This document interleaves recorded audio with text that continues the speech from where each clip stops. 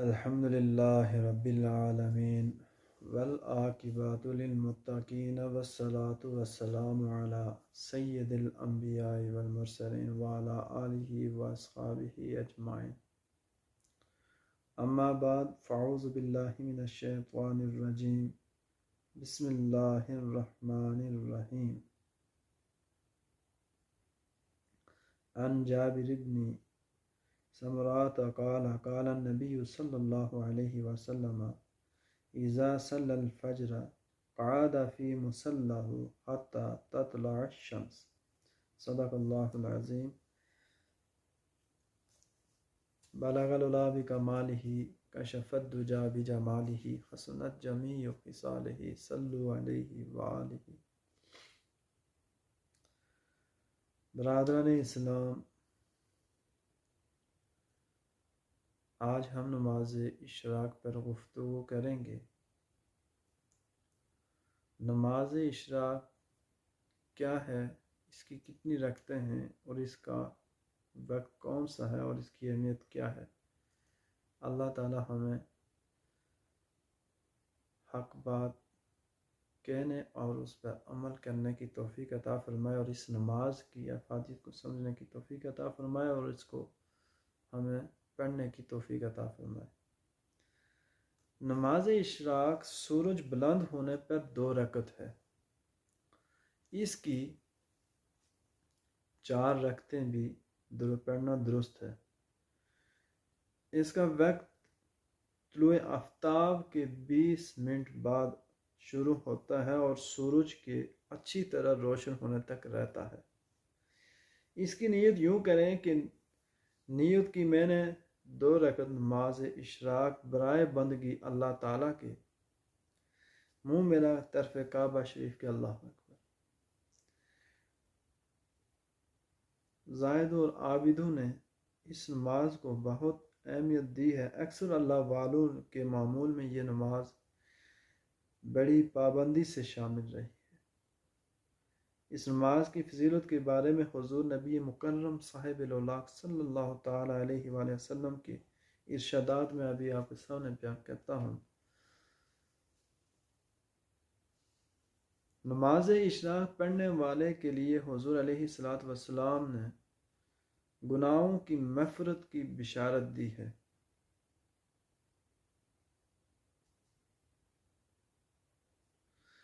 نبی مکرم صاحب الاولاق صلی اللہ تعالی علیہ وآلہ وسلم نے فرمایا، ان معاذ بن انس رضی اللہ تعالی عنہ قال قال رسول اللہ صلی اللہ تعالی علیہ وآلہ وسلم، من قعد فی مصلاه حین ینصرف من صلاة الصبح حتی یصبح رکعات الضحی لا یقول الا خیرا غفر له خطاياه وإن كانت أكثر من زبد البحر۔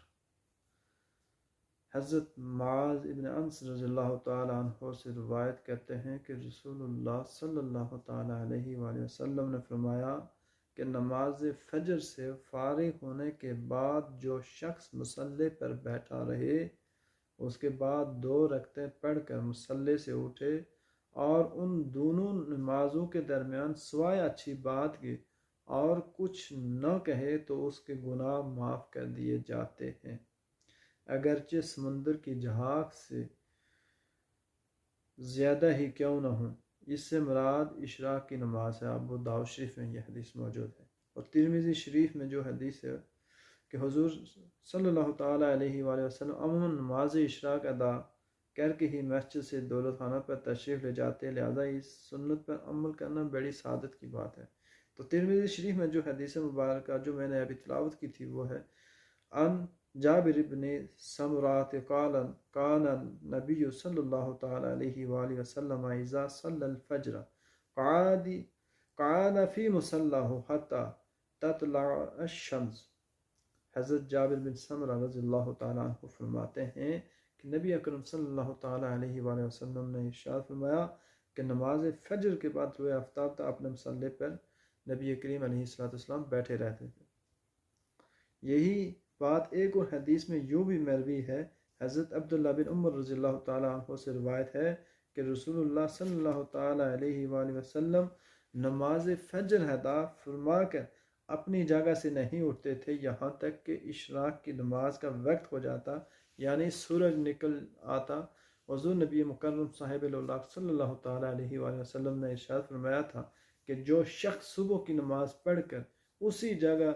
اسی وقت تک بیٹھا رہے کہ اس کے لیے اشراق کا وقت ہو جائے تو اس کی فجر کی نماز ایسی ہو جائے کہ جیسے کسی کا مقبول حج اور عمرہ۔ یہی وجہ تھی کہ حضرت ابن عمر رضی اللہ تعالیٰ عنہ نماز فجر پڑھ کر طلوع آفتاب تک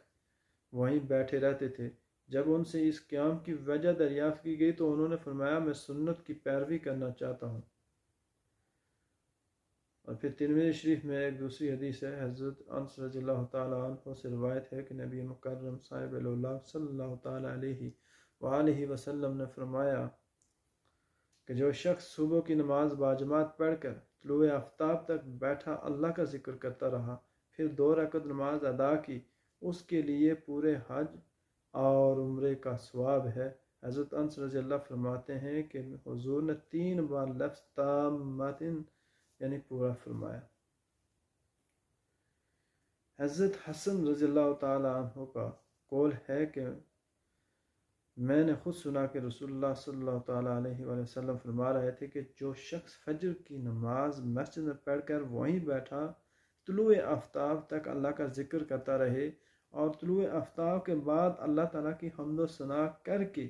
2 رکعت نماز پڑھ لے تو ہر رکعت کے عوض اللہ تعالیٰ جنت کے اندر 10 لاکھ کسر مرحمت فرمائے گا، اور ہر کسر کے اندر